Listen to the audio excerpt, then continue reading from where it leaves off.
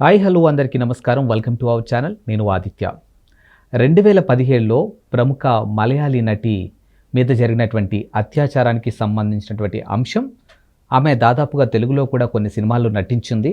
So అప్పుడు జరిగినటువంటి ఏదైతే అత్యాచారం ఉందో దానికి సంబంధించినటువంటి అంశాన్ని కొన్ని సంవత్సరాలుగా ఈ కేసు నడుస్తూనే ఉంది. మొత్తానికైతే జస్టిస్ ఫర్ హేమ నివేదిక ఒకటి రావడం జరిగింది. సో మరి ఆ నివేదికలో ఎలాంటి అంశాలు పొందుపరచడం జరిగింది, అసలు అత్యాచారంకి సంబంధించినటువంటి అంశాలు ఆ నివేదికలో ఏమున్నాయి, అండ్ ముఖ్యంగా చూసుకుంటే ఒక మలయాళంలోనే ఇలాంటి అఘాయిత్యాలు జరిగాయా, మిగతా ఇండస్ట్రీలో ఏ విధంగా ఉన్నాయి, ఇలాంటి ఎన్నో అంశాల గురించి మాట్లాడడానికి ప్రస్తుతానికి మనతో పాటు స్టూడియోలో ఉన్నారు ప్రముఖ సినీ క్రిటిక్ యజ్ఞమూర్తి గారు. సో సార్ని అడిగి మరిన్ని విషయాలు తెలుసుకుందాం. సార్ నమస్కారం. సార్ నమస్తే ఆదిత్య. 2017లో ప్రముఖ మలయాళీ నటి, ఆమె దాదాపుగా తెలుగులో కూడా కొన్ని నటించింది, ఆమె మీద ఒక రోడ్ మీద తీసుకెళ్లుకుంటూ అత్యాచారం జరిగిన సంఘటన మనం అందరం చూసాం, ఆ టైంలో వార్తల్లో విన్నాం. దానికి సంబంధించినటువంటి అంశాలన్నీ ఇన్ని సంవత్సరాల తర్వాత జస్టిస్ హేమ అని చెప్పేసి ఒక నివేదికను ఇప్పుడు ఇవ్వడం జరిగింది అక్కడ ముఖ్యమంత్రికి. సో మరి ఆ నివేదికలో ఎలాంటి అంశాలు పొందుపరచడం జరిగింది, అండ్ ఈ అఘాయిత్యాలు అనేవి నాట్ ఓన్లీ మలయాళీ ఇండస్ట్రీ, మిగతా ఇండస్ట్రీలో కూడా ఏ విధంగా ఉన్నాయి, అసలు వీటికి సంబంధించినటువంటి అంశాలు ఒక ఇండస్ట్రీ వాళ్ళు తీసుకోవాల్సి వస్తే ఎలాంటి జాగ్రత్తలు తీసుకుంటున్నారు? ప్రధానంగా ఈ జస్టిస్ హేమ నివేదిక ఏదైతే ఉందో, రిపోర్ట్ ఏదైతే ఉందో, అది ప్రధానంగా చిత్రసీమలో మహిళలు ఎదుర్కొంటున్నటువంటి పరిస్థితులు ఎలా ఉన్నాయి, సో ఎంత ప్రమాదకర పరిస్థితుల్లో వాళ్ళు పనిచేస్తున్నారు అనే విషయాన్ని ప్రధానంగా చర్చించింది అది. సో వాళ్ళు దాదాపు 290 పేజీల నివేదిక అది. ఆ 290 పేజీల నివేదికని ఒక 63 పేజీలకు కుదించి వాళ్ళు ఇప్పుడు కేరళ ప్రభుత్వం దాన్ని ప్రచురించిందని చెప్పాలి. సో 2017లో ఏదైతే మీరు చెప్పారో అది ఒక ప్రముఖ మలయాళీ నటి, ఆమె అప్పటికి సౌత్ ఇండస్ట్రీలు అన్నింటిలో కూడా హీరోయిన్గా చేస్తున్నటువంటి ఒక చిన్న నటి మాత్రమే కాదు, ఒక కథానాయికగా రాణిస్తూ ఉన్నటువంటి ఒక నటి.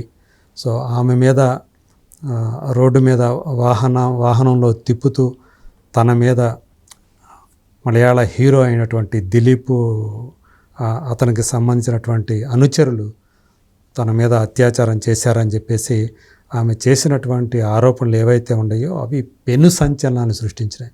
ఎందుకంటే ఆమె అప్పటికీ స్టిల్ హీరోయిన్గా రాణిస్తూ ఉన్న ఒక నటి. సో తెలుగులో కూడా ఒక పాపులర్ హీరోతో కూడా ఆమె హీరోయిన్గా చేశారు. సో అలాంటి నటి, ఎందుకంటే ఆమె పేరు తర్వాత కాలంలో ఏంటంటే కోర్టులు కూడా సూచించాయి, ఆమె పేరుని మీడియా కూడా ప్రస్తావించకుండా జాగ్రత్త వహించండి, ఇలాంటి విషయాల్లో, అత్యాచారానికి సంబంధించినటువంటి విషయాల్లో బాధితురాళ్ళ పేర్లు ఏవైతే ఉండే అవి సాధ్యమైనంత వరకు మ్యాక్సిమం అసలు ప్రస్తావించకుండా ఉంటే మంచిదే అని చెప్పేసి కోర్టులు కూడా సూచించాయి. కాబట్టి నేను ఆమె పేరు ప్రస్తావించట్లేదు. సో కానీ అప్పుడు అందరికీ మనకు తెలిసిందే, దిలీప్ అంటే చాలు. సో అతన్ని ఎవరైతే అందులో దోషిగా ఉన్నాడో, సో అతని పేరు చెప్తే ఆ బాధితురాల పేరు మనకు తెలిసిపోతుంది. సో కాబట్టి ఆమె అప్పుడు ఏదైతే ఆ అఘాయిత్యానికి గురైందో అప్పుడు కేరళ ప్రభుత్వం కూడా దీని మీద స్పందించి అసలు మలయాళ చిత్ర పరిశ్రమ పరిస్థితి ఏంటి, అందులో ఉన్న మహిళలు ఎదుర్కొంటున్నటువంటి సమస్యలు ఏంటి, వీటన్నిటి మీద కూడా ఒక నివేదిక తయారు చేసి ఇవ్వాల్సిందిగా అప్పుడు జస్టిస్ హేమ ఆధ్వర్యంలో, ఆమె నేతృత్వంలో ఒక కమిటీని ఏర్పాటు చేసింది. యాక్చువల్గా 2019లోనే ఆ కమిటీ తన నివేదికను తయారు చేసింది. బట్ ఆ నివేదిక బయటికి రాకుండా కొంతమంది కోర్టుకి వెళ్ళటం వల్ల 5 ఏళ్ల తర్వాత, ఆ నివేదిక తయారైన 5 ఏళ్ల తర్వాత దానికి గ్రీన్ సిగ్నల్ ఇవ్వడంతో ఇప్పుడు ఆ నివేదికని ముఖ్యమంత్రి పినరయి విజయానికి అందజేశారు. ఇక్కడ ఇంకొక గమనించాల్సిన విషయం ఏమిటంటే, ఈ కమిటీలో, జస్టిస్ హేమ కమిటీలో మనందరికీ సుపరిచితురాలైనటువంటి మన తెలుగు నటి అయినటువంటి మలయాళ సినిమాల ద్వారా ఉత్తమ నటుగా జాతీయ అవార్డు పొందినటువంటి, 2 సినిమాల ద్వారా జాతీయ ఉత్తమ నటి అవార్డు పొందినటువంటి ఊర్వశి శారద, సో ఆమె కూడా ఒక కమిటీలో మెంబర్గా ఉన్నారు. సో అట్లాగే ఇంకొక retired IAS officer Vasant Kumar అని చెప్పేసి ఆమె ఉన్నారు. సో వీళ్ళు, సో ఆ కమిటీ మొత్తం వాళ్ళు మొత్తం మలయాళ చిత్రసీమకు సంబంధించి అనేక మందిని మాట్లాడి అందులో పనిచేసే వాళ్ళని స్వతహాగా శారద గారు కూడా నటి కాబట్టి ఆమె కూడా ఎన్నో మొదటి నుంచి ఆమె ఎదుర్కొన్నటువంటి అనేక పరిస్థితులు ఉంటాయి, అనేక ఘటనలు ఉంటాయి, అనేక ఇబ్బందులు ఉంటాయి. సో ఇవన్నీ కూడా ఆమెకు కూడా తెలుసు కాబట్టి ఆమె కరెక్ట్ అయిన మనిషి అని చెప్పి ఆమెను కూడా ఇందులో ఇంక్లూడ్ చేశారు ఒక మెంబర్గా. సో అంటే ఈరోజు ఒక స్త్రీ గనక నేను దీనికి ఒప్పుకోను అని కనుక ఏదైనా చెప్పితే, తనకిష్టం లేని పని చేయాల్సి వస్తే ఆమె నిర్దాక్షిణ్యంగా బయటికి వెళ్ళిపోమనే పరిస్థితులు ఈరోజు ఉన్నాయి. సో అన్నిటికీ అంటే కమిట్మెంట్ అనేది ఇస్తే తప్ప సో ఆమె ఈరోజు చిత్ర పరిశ్రమలో మనగలిగే పరిస్థితులు లేవు అనేటువంటి భయంకరమైనటువంటి నిజాన్ని ఆ నివేదికలో పొందుపరిచారనే విషయం బయటకు వచ్చింది. సో ఆ రకంగా చూసుకుంటే అంటే అపరాత్రి అర్ధరాత్రి అనే తేడా లేకుండా రాత్రిళ్ళు అంటే ఎక్కడన్నా అవుట్డోర్లకు వెళ్ళినప్పుడు లేదా ఎక్కడన్నా బస చేసినప్పుడు అర్ధరాత్రిళ్ళు ఈ ఆడవాళ్ళ అంటే నటులు కానివ్వండి, టెక్నీషియన్ కానీ తలుపులు తట్టేవాళ్ళు, హింస పెట్టేవాళ్ళు, రమ్మనేవాళ్ళు, వేధించేవాళ్ళు. అంటే లైంగిక వేధింపులు అనేది చాలా సర్వసాధారణమైన విషయం. ఎవరైతే దానికి ఒప్పుకోరో వాళ్ళకి ఆ తర్వాత అవకాశాలు ఉండవు అనే భయంకరమైనటువంటి వాస్తవాల్ని ఆ నివేదిక స్పష్టం చేసింది. సో ఇది కేవలం మలయాళ చిత్ర పరిశ్రమలు మాత్రమే పరిమితమైనటువంటి అంశమని మనం అనుకోనక్కర్లేదు. సో దేశవ్యాప్తంగా ఉన్నటువంటి అన్ని భాషల చిత్రసీమల్లో ఆడవాళ్ళ పరిస్థితులు చాలా వరకు ఇదే అని చెప్పక తప్పదు. ఎందుకంటే మన తెలుగు నటులు కూడా చాలామంది ఈ విషయాల్ని అంటే మీటూ ఉద్యమం అనేది ఒక్కసారి ఉవ్వెత్తున ఎంతగా ఎగిసిపడిందో మనకు తెలుసు. కొన్ని సంవత్సరాల క్రితం 7-8 సంవత్సరాల క్రితం ఆ మీటూ ఉద్యమం అప్పుడు అంటే 2017, 2018లో మీటూ ఉద్యమం అనేది చాలా తీవ్రంగా ఉంది. ఆ టైంలో తమ మీద జరిగినటువంటి అత్యాచారాలు కానివ్వండి, సో అట్లాగే ఈ కమిట్మెంట్ల విషయాలు కానివ్వండి, అలాగే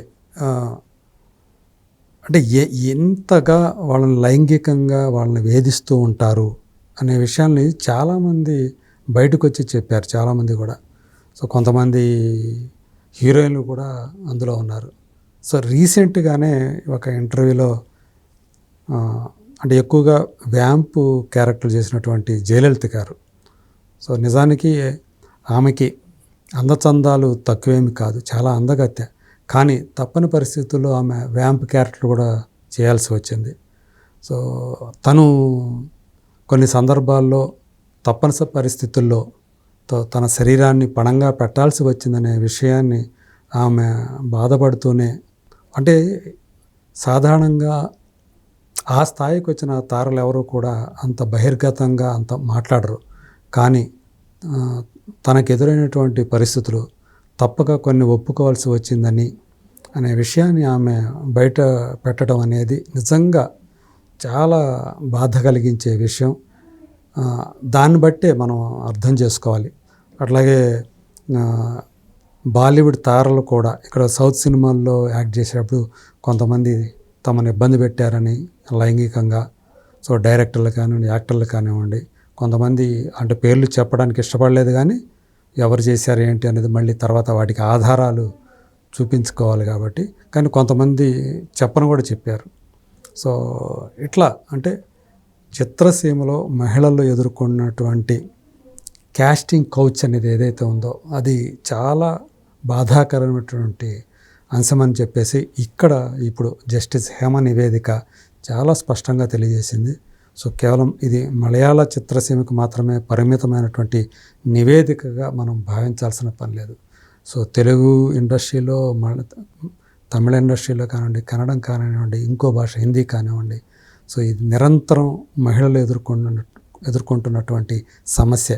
కాకపోతే ఇక్కడ ఏం చెప్తారంటే నీకు చిత్రసీమలో పరిస్థితులు ఎలాగే ఉంటాయి, సో ఇక్కడికి వస్తున్నారంటే దానికి సిద్ధపడే రావాలి, లేకపోతే రావద్దు, రావాల్సిన పని లేదు అని కొంతమంది మహిళలే ఇక్కడ పనిచేస్తున్నటువంటి ఆర్టిస్టులు కానివ్వండి, మిగతా కళాకారులు కానివ్వండి చెప్తున్నటువంటి విషయం. సో దాన్ని ప్రిపేర్ అయితేనే సినిమా ఇండస్ట్రీకి రావాలి. లేకపోతే సో మడిగట్టుకొని కూర్చుందాము అని అంటే మాత్రం వాళ్ళకి అవకాశాలు చాలా తక్కువగా ఉంటాయి అనే విషయం మాత్రం చాలామంది చెప్తూనే ఉన్నారు. సో ఇప్పుడు మరోసారి జస్టిస్ హేమ కమిటీ ఏదైతే తన నివేదికలో ఇలాంటి అంశాలన్నీ పొందుపరిచిందో, ఎంత దుర్భర పరిస్థితులు ఉన్నాయి, లైంగికంగా ఎంతగా వేధింపులు గురవుతున్నారు ఆర్టిస్టులు కానివ్వండి, టెక్నీషియన్లు కానివ్వండి, మహిళలకు సంబంధించి, అది మరోసారి స్పష్టం చేసిందని చెప్పాలి. ఆ మీటూ ఉద్యమ స్ఫూర్తితో ఆ రోజుల్లో ఒక 5-6 ఏళ్ల క్రితం బాగా తమ గొంతుకులు ఆ రోజుల్లో వినిపించారు. ఇప్పుడు తర్వాత అవి మళ్ళీ సర్దుమణిగానే అనుకోండి. ఇప్పుడు మరోసారి ఆ పరిస్థితులు ఇప్పుడు ఇన్నేళ్ల తర్వాత ఆ నటి మీరు ఏదైతే చెప్పారో ఆ నటి రోడ్డు మీదే అత్యాచారానికి గురైనటువంటి, అంటే వాహనంలో తిప్పుతూ, సో అత్యంత బాధాకరమైనటువంటి విషయం. అంటే ఒక పాపర్ నటికే అలాంటి పరిస్థితి ఎదురైందంటే ఇక మిగతా తారల పరిస్థితి ఏంటి అనే ఒక భయంకరమైనటువంటి ఆ చేదు నిజాన్ని తలుచుకున్నప్పుడు ఖచ్చితంగా బాధ కలుగుతుంది. సో ఇప్పుడు ఏంటంటే ఇప్పుడు మనకంతా కూడా సోషల్ మీడియా కాలంలో, టెక్నాలజీ పెరిగిన కాలంలో ఇప్పుడు కొంతవరకు జాగ్రత్త పడుతున్నారనే చెప్పాలి. ఇలాంటి అంటే జరిగితే ఎవరు ఎక్కడ ఏ కెమెరా ఉంటుందో తెలియదు కాబట్టి, సో ఇప్పుడు కొంచెం ఆ జాగరూకతతో అయితే వ్యవహరిస్తున్నారనే చెప్పాలి. ఇదివరకుతో పోల్చుకుంటే ఇప్పుడు కొంతవరకు పరిస్థితులు మెరుగయ్యాయి అని కొంతమంది చెప్తూ ఉన్నారు. బట్ దీని గురించి మాట్లాడాల్సింది ఎవరైతే ఉన్నారో బాధితులు కానివ్వండి, లేకపోతే ఆ మహిళా ఆర్టిస్టులు ఫీమేల్ ఆర్టిస్టులు కానివ్వండి, టెక్నీషియన్స్ కానీ, వాళ్ళే ఇప్పుడు పరిస్థితి ఎలా ఉన్నాయి అనేది చెప్పాల్సింది వాళ్ళే. సో చూద్దాం. అయితే ఇప్పుడు ఇవన్నీ కూడా చాలా వరకు గతంతో పోల్చుకుంటే మెరుగయ్యాయి అనే మాట ఏదైతే వినిపిస్తూ ఉందో అది కొంతవరకు సంతోషించాల్సిన విషయమే. ఇంకా మెరుగవలసిన అవసరం అయితే ఖచ్చితంగా ఉంది. Thank you sir. Thank you.